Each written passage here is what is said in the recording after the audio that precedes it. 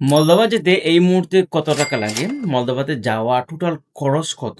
এই নিয়ে আমাকে অনেকে প্রশ্ন করে থাকেন। আসলে এক্সাক্টলি আমি এই বিষয় নিয়ে একটা ভিডিও আমি অলরেডি আমার YouTube এ এমনকি Facebook পেজে আমি করেছি। যে বর্তমানে মলদোভা যেতে সর্বমোট কত টাকা লাগে? তো এই প্রশ্নের উত্তরটা আজকের এই ভিডিওতে আমি ডিসক্রাইব করব যে বর্তমানে আপনি মলদোভা যেতে হলে আপনার কত টাকা খরচ হবে এবং কত টাকার মধ্যে আপনি এই মুহূর্তে মলদোভা গেলে আপনার জন্য ভালো হবে। আজকে যদি আপনি আমার চ্যানেল নতুন হয়ে থাকেন, অবশ্যই আমার চ্যানেলকে সাবস্ক্রাইব করবেন। আর যদি ভিডিওটা ফেসবুক পেজে দেবেন, অবশ্যই পেজটাকে ফলো দিয়ে রাখবেন।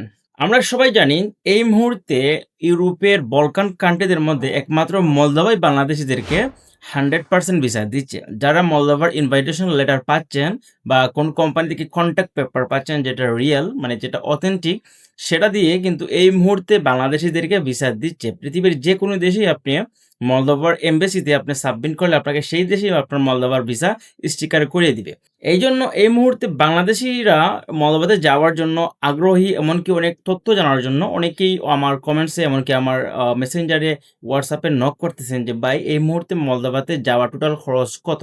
দেখেন, প্রথম অবস্থায় কিন্তু মলদোভাতে খুবই কম রেটে মানুষ দিয়েছিল। কিন্তু যেহেতু এই মুহূর্তে ভিসা রেশিও বেশি এমনকি ভিসা হচ্ছে, সেক্ষেত্রে প্রত্যেকটা এজেন্সি এমনকি দালালরা এই মুহূর্তে রেটটা তারা এখন বাড়িয়ে নিচ্ছে।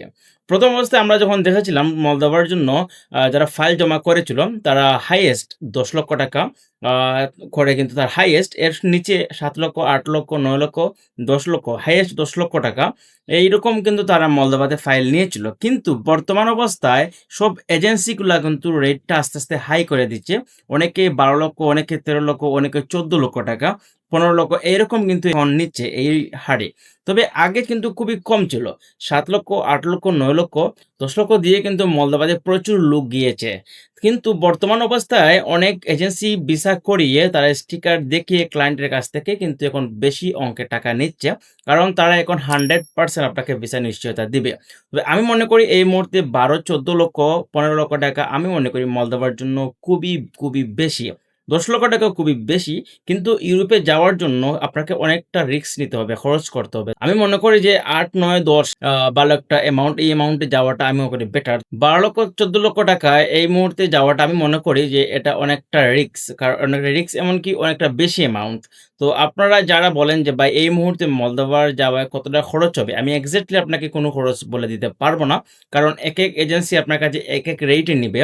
যেমন ধরুন অনেক এজেন্সি আছে আপনার কাছ থেকে ৳১০,০০,০০০ নেবে, অনেক এজেন্সি ৳11,০০,০০০ নেবে, অনেক এজেন্সি ৳12,০০,০০০।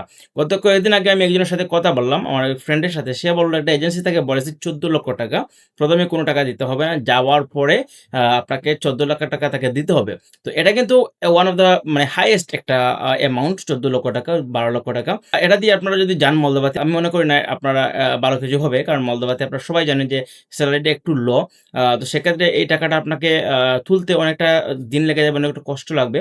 তো আমি মনে করি যে এই মুহূর্তে আপনারা যারা মলদোভা যাওয়ার জন্য প্রস্তুতি নিচ্ছেন, আপনাদের বাজেট এইরকম হওয়া উচিত ১০,০০,০০০, ১১,০০,০০০ এরকম। এর উপরে আপনারা যাবেন না। কারণ এর উপরে কিন্তু যাওয়াটা আমি মনে করি যে আপনাদের জন্য অনেকটা বেশি। তবে যদি কোনো এজেন্সি আপনাকে এরকম নিশ্চয়তা দেয় যে ৳১ আগে দিতে হবে না, পৌঁছানোর পরে এরকম একটা অ্যামাউন্ট, কারণ অনেক এজেন্সি কিন্তু অনেকভাবে কাজ করে। অনেক এজেন্সি আছে ১ম এ টাকা নেয়, অনেক এজেন্সি আছে পাসপোর্টের সাথে টাকা নেয় না। অনেক এজেন্সি আছে ভিসা হওয়ার পরে, যারা ভিসা হওয়ার পরে টাকা নেয় তারা অ্যামাউন্ট একটু বেশি নেবেই। এটাই স্বাভাবিক। তারপরে আপনার অনেক এজেন্সি আছে যে ৩ কালীন টাকা নেয়। তো আপনারা এজেন্সির সাথে কথা বলে, এজেন্সির সাথে যে চুক্তি করে আপনারা যেরকম জমা দেওয়া আপনারা আপনাদের জন্য ভালো হবে আপনারা সেরকমই জমা দিবেন। তো আমি আপনাদেরকে বলব না যে এক্সাক্টলি এরকম, এরকম আপনারা দিবেন বা এরকম করবেন। কারণ এজেন্সি ভাই একেকটা নিয়ম আছে, একেকভাবে তারা কাজ করে। তাদের কিন্তু একটা আ ইনভেস্ট করতে হয়। ইনভেস্ট করতে হলে কিন্তু টাকা অ্যামাউন্ট তাদের প্রয়োজন। তো সেক্ষেত্রে তাদের কিন্তু অনেকটা নিয়ম আছে, অনেকভাবে তারা টাকা-পয়সা লেনদেন করে। তো আমি সেদিকে যাচ্ছি না। আপনাদের যাদের প্রশ্ন যে মলদোভাতে যেতে এই মুহূর্তে কত টাকা লাগতেছে? তো আমি আপনাদেরকে এক্সাক্টলি কোনো টাকা বলতে পারব না। কারণ আপনারা জানেন যে আমি ২০২২ সালে রোমানিয়াতে আসছিলাম। আমি যখন আসছিলাম তখন আমার সাথেই কিন্তু ৳৬,০০,০০০, ৳৭,০০,০০০ দিয়ে আসছিল। আর আমি আসছিলাম ৳৯,০০,০০০ দিয়ে। তো এরকম মানে আপনার কাছ থেকে একেক এজেন্সি একেকভাবে টাকা আপনার কাছে চাইবে, এককভাবে নিবে। তবে আমি আপনাকে এটা দিতে পারি যে হাইয়েস্ট আপনারা ১০-১১ লক্ষ টাকা এরকম টাকা আপনারা জমা দিন। আর এর উপরে আপনারা যাবেন না। কারণ এরপরটা আমি মনে করি অনেকটা হাই। আপনারা জানেন যে মলদোভা কিন্তু কিছুদিন পরে আমার মনে হচ্ছে যে মলদোভা বন্ধ হয়ে যাবে। কারণ মলদোভা যেহেতু এর মধ্যে বেশি ভিসা দিচ্ছে আর মলদোভা একটা ছোট্ট একটা দেশ, তো সেক্ষেত্রে আর বেশি তারা ভিসা দিবে না। তো এই মুহূর্তে যারা অনেক এজেন্সি আছে আপনার কাছ থেকে হাই অ্যামাউন্ট চাইবে, কারণ সে এখন ভিসা করে দিতে পারবে 100%। তো আপনি যদি মনে করেন যে আমার টাকায় যাক সমস্যা না, আমার ভিসা প্রয়োজন, তাহলে আপনি হাই অ্যামাউন্টে কাজ করতে পারেন। এটা অ্যাজ ইউর উইশ।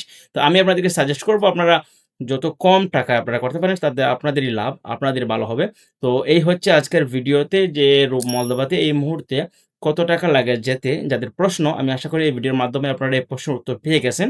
আর মলদোভার প্রশ্ন যদি থেকে থাকে অবশ্যই আমার কমেন্ট বক্সে বলবেন। আমি ইনশাআল্লাহ এই কমেন্টস দিয়ে আমি ভিডিও করব। আর মেসেঞ্জারে অনেকে নক করতেছেন কিন্তু আমি সময় পাচ্ছি না সবার উত্তর দেওয়ার। ইনশাআল্লাহ সময় করে চেষ্টা করব উত্তর দেওয়ার। আর এরকম মলদোভা, রোমানিয়া, সার্বিয়া, ইউরোপীয় নিউজ পেতে আমার চ্যানেল, আমার ফেসবুক পেজে আপনারা চোখ রাখুন। ইনশাআল্লাহ আমি আপনাদের প্রশ্নের উত্তর দেওয়ার চেষ্টা করব। অবশ্যই ভিডিওটা শেয়ার করবেন, সবার মধ্যে পৌঁছে দিবেন যে মলদোভা সম্পর্কে সবার যা ধারণা ইনশাআল্লাহ এই ভিডিওতে পেয়ে যাবেন। তো আজকে এই পর্যন্ত, সবাই ভালো থাকবেন, সুস্থ থাকবেন। দেখা হবে পরবর্তী ভিডিওতে। আল্লাহ হাফিজ।